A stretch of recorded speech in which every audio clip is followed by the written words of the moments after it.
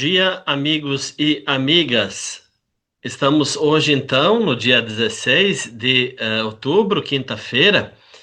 Estamos aqui mais uma vez para continuar comentando a carta de São Paulo aos Romanos. Continuar porque, a partir dessa segunda-feira, 13 de outubro, até o sábado, 8 de novembro, durante a semana, nós temos a oportunidade de ler, rezar, meditar a carta de São Paulo aos Romanos. De fato, desde a segunda-feira da 28ª semana do Tempo Comum até o sábado da 30ª semana do Tempo Comum, a carta aos Romanos é proposta. Claro, nem todos os dias os nossos colegas aqui do São Jerônimo comentam a primeira leitura, porém certamente vários deles o farão, tá bem? Lembrando que a carta aos Romanos, no mês de setembro, no mês passado, foi justamente objeto de leitura, estudo, oração e certamente também incentivo para a prática no Brasil, né? Foi o livro indicado para um estudo todo especial aqui no Brasil. Falando então do nosso texto de hoje, Romanos capítulo 3, de 21 até 30, até o final do capítulo 3. É muito importante que nós nos encontremos, ou seja, qual é o lugar que esse nosso trecho tem na carta aos Romanos. É um texto assim central. Por quê? Vejam só. No capítulo 1, versículos 16 e 17, nós encontramos a tese, digamos que assim, o título, mas a tese da carta aos Romanos. Lá, o apóstolo Paulo dirá que ele, então, irá, ao longo da carta aos Romanos, apresentar o evangelho da justiça de Deus, né? O evangelho da justificação gratuita, a qual nós somos chamados, então, a acolher pela fé, e todas as consequências dessa justificação. Porém, logo após, do capítulo 1, versículo 18, até o capítulo 3, versículo 20, ou seja, até o texto anterior ao nosso de hoje, Paulo realiza um grande parênteses, cujo resultado nós lemos justamente no texto de hoje.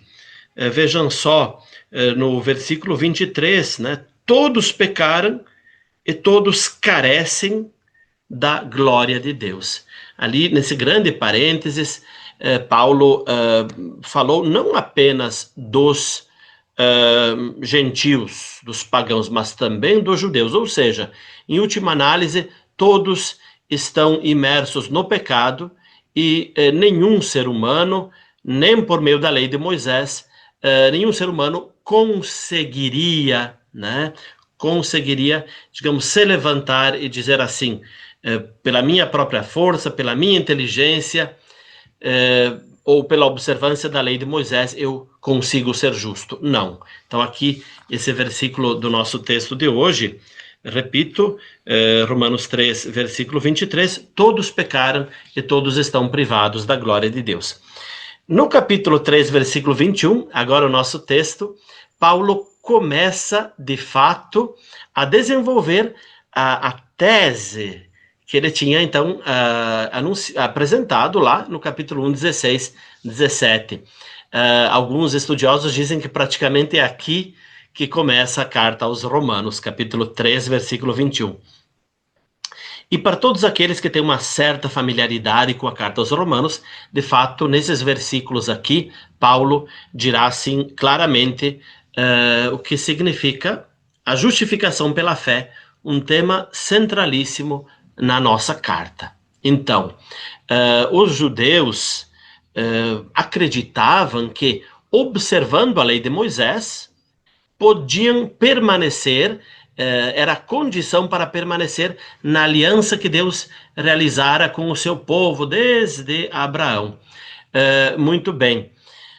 Então, era essa, digamos assim, a concepção dos judeus. Porém, como Paulo demonstrou, a lei judaica, né, a lei de Moisés, ela não conseguia por si só levar o ser humano à justiça de Deus, né? Todos pecaram, repito então aquilo que Paulo diz no capítulo 3, no versículo 23. Nesse sentido, Paulo anuncia o evangelho da justificação, né? Deus, enviando o seu Filho, gratuitamente nos justificou, né?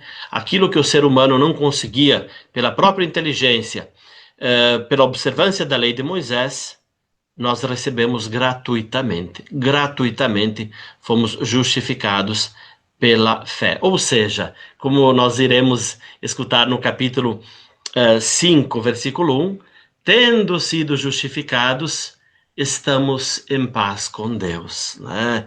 A relação entre Deus e o ser humano é plenamente restabelecida pela iniciativa de Deus. E como é que Deus realizou isso?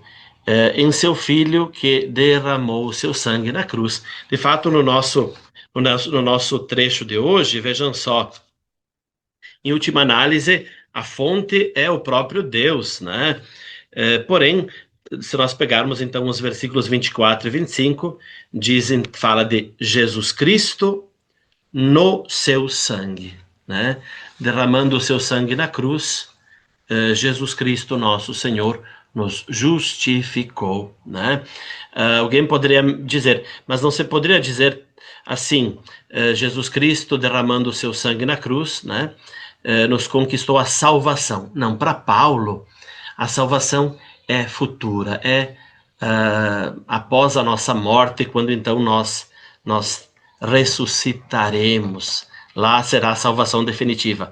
No presente, Paulo fala de justificação. Estamos em paz com Deus e depois, enfim, veremos também ao longo da oração, do estudo da carta aos Romanos, também as consequências desta justificação pela fé. Muito bem. Agora, assim, do ponto de vista mais para a nossa espiritualidade de hoje, né? Porque, afinal de contas, não quero permanecer em aspectos apenas teóricos. Vejam só, do nosso ponto de vista cristão católico, nós, de fato, pela justificação, né, somos tornados justos, tá?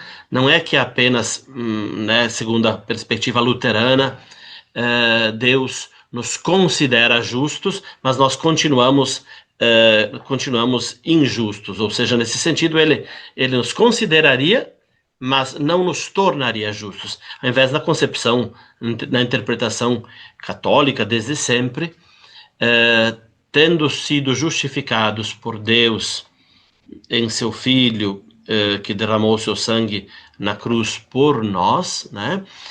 Nós somos de fato tornados justos. Aquilo que a inteligência, a vontade, a lei de Moisés não conseguiam, gratuitamente Deus gratuitamente nos concedeu. De modo que, aqui, veja só, Deus Pai nos olha e diz, você é justo. Você é justo. Né? Depois vem todo o desafio da resposta no comportamento, nas atitudes, na resposta ética. Mas você é justo. Não apenas aos meus olhos. Eu te tornei justo no sangue do meu Filho derramado. Né? Então isso é algo de maravilhoso. E um outro aspecto também é que essa justificação, como nós veremos, ela acontece em nós por meio do batismo, né? Nós veremos no capítulo 6 de Romanos, né? Porém, não é algo só, digamos, do passado. No dia em que eu fui batizado, eu fui justificado. É algo que a cada novo dia, é um dom gratuito que a cada novo dia nos é concedido. Então, nós lemos ali no nosso texto de hoje, né? Que Deus, então, é justo e justificante. Justo e justificante, tá?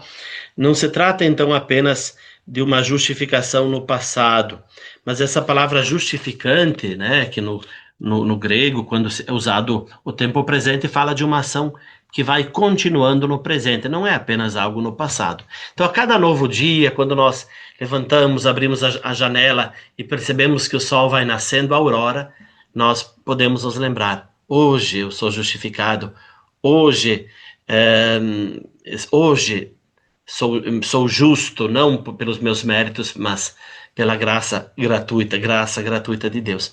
Então, esses aspectos, assim, são aspectos também nem sempre tão fáceis de compreender. De fato, a carta aos Romanos é uma carta complexa, mas vejam só, nos firmemos nesses aspectos que eu quis apenas sublinhar, né? Que eu quis nesse momento sublinhar, ou seja, no sangue de seu Filho derramado na cruz, Deus Pai me concedeu a justiça. Eu sou de fato justo, não pelos meus méritos, mas gratuitamente. E essa justiça me é concedida também hoje, né?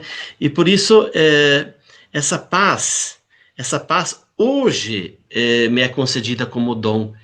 E a partir dessa base seguríssima, não é uma base como uma ponte móvel, não, a partir dessa base sólida, então brota assim uma grande alegria, uma grande esperança, e eu digo, hoje então eu posso, com toda assim a tranquilidade, com toda a alegria, com toda a segurança, posso dizer, então, Pai, então Jesus, eu vou procurar hoje viver a partir dessa nova condição, né? E vou também, nesse sentido, procurar, assim, ser digamos, de estímulo para que os meus irmãos e irmãs também vivam. É esse o grande desejo que eu apresento para mim e para cada um de vocês neste dia. E vamos continuando a aprofundar esta carta maravilhosa de São Paulo, aprofundar na leitura, aprofundar no estudo, aprofundar na oração e depois na vida. Tenham todos um bom dia, tenham todos um abençoado dia.